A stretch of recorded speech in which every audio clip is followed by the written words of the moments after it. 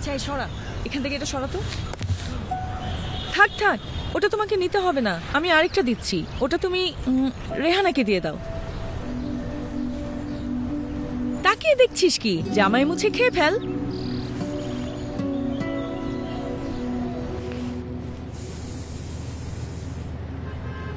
ফেলো না, এটা দিয়ে রেহানা ব্রাশ করতে পারবে। তোমাকে আমি নতুন একটা দিচ্ছি।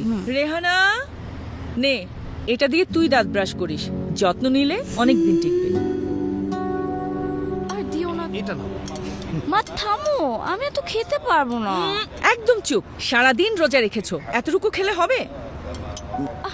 আরে নে নাও। তোর ইফতার, রান্নাঘরে তোর জন্য ভাত রাখা আছে, নিয়ে নিস। হ্যাঁ কি রে, যা।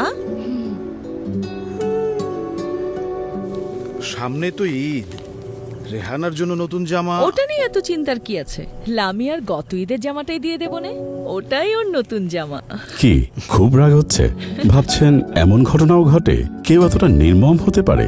আসলে এমন সব ঘটনা আজ আমাদের চারপাশে সবসময় ঘটছে, হয়তো আমরা তা দেখেও দেখি না। অথচ এই ঘটনাগুলো তো একটু অন্যরকমও হতে পারত যদি আমরা ভাবতে পারতাম ওরাও তো আমাদের মতো মানুষ, যদি ওদের তরে দেখাতে পারতাম একটু সহমর্মিতা ও মূল্যবোধের দৃষ্টি।